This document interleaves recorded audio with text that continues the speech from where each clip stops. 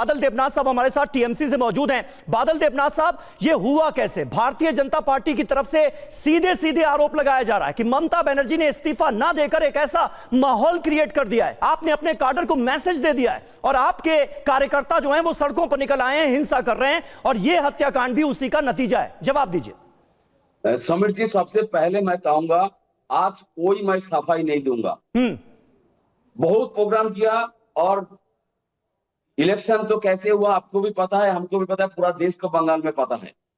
लेकिन सबसे बड़ा बात है जो घटना घटी, मैं बोलूंगा एक सोशल वर्कर नाते तुरंत गिरफ्तार किया जाए और जांच भी होना चाहिए और सबसे उनको फांसी में लौटाना चाहिए।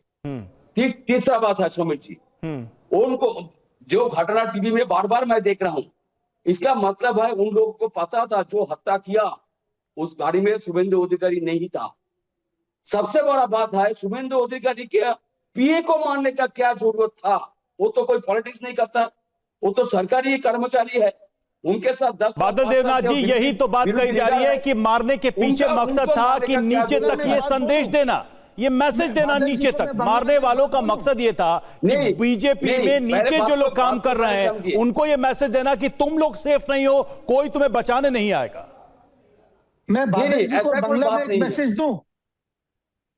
मैं ऐसा मेरा खत्म हो गया। मैं बादल जी को एक आधा वाक्य बंगला में बोलूं? बंगला में एक कहावत है, झी के मेरे बहू के शिक्षा। बादल जी बांग्ला, अपनी बांग्ला भूले गए, बहू के झी के मेरे बहू के शिक्षा। नहीं, ऐसा नहीं है। अब जबरदस्ती ऐसा नहीं है, क्या है? ऐसा मत बोलिए सर।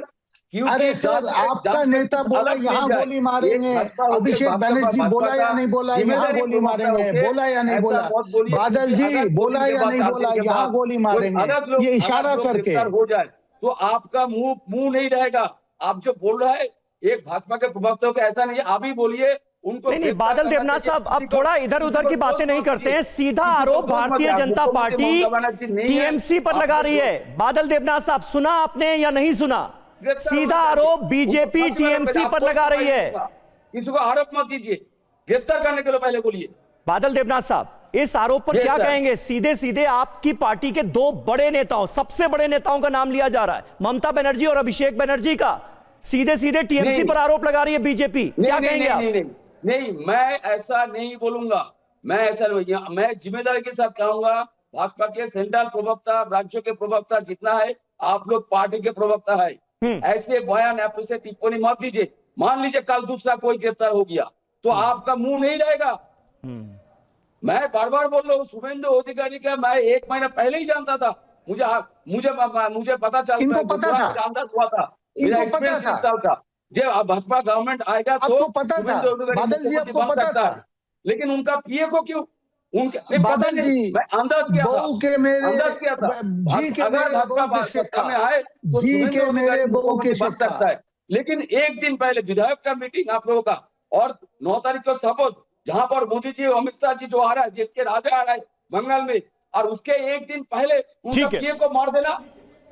ठीक है, ये आरोप प्रत्यारोप तो लग रहे हैं, लेकिन पुलिस की जांच भी चल रही है। हमारे साथ देखिए इस वक्त प्रोफेसर कौशिक चट्टोपाध्याय भी जुड़े हुए हैं कोलकाता से, और ये सवाल मेरा उन्हीं से है। सर, ये जो स्मूथ ट्रांजिशन न करके ममता बनर्जी जिस तरीके का स्टैंड ले रही है चुनाव के बाद, ऐसा शायद ही कहीं देखने को मिलता है। क्या इससे भी माहौल खराब हो रहा है? आप इसको कैसे देखते हैं? क्या यह बेहतर नहीं होता कि हारने के बाद ममता बनर्जी एक ग्रेसफुल तरीके से हैंडओवर करती और फिर अगली अपनी लोकतांत्रिक लड़ाई के लिए लगती, बावजूद इसके कि ये स्टैंड लेकर एक बड़ा मैसेज दे रही है अपने पूरे कैडर में कि हमको लड़ना है और मैं इस्तीफा नहीं दूंगी? नहीं, ये तो अनकॉन्स्टिट्यूशनल है, वो तो जानती है कि ये जो वो कर रहा है ये अच्छा नहीं कर रहा है। ये बंगाल में कहते हैं निर्लज्जो काज, ये तो अच्छा कभी भी नहीं है। लेकिन ये चंद्रनाथ जी जो हुआ है ये रथ का, ये थोड़ा हम लोग ये फेयर साइकोसिस क्रिएट कर रहा है। वो आम जनता के लिए क्या सिक्योरिटी देंगे, लेकिन अभी ट्रांजिशन फेज है, इसलिए हमको अभी peace and law and order maintain करना होगा। हम सारा पश्चिम बंगो वासी को यही कहूंगा कि अभी जो ट्रांजिशन फेज चल रहा है और ये गुंडाराज भी स्टार्ट हो गया, ये हमारा का डराने का बात है।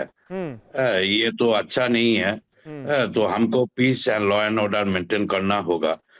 तो ये अच्छा नहीं है, किसी के लिए अच्छा नहीं है।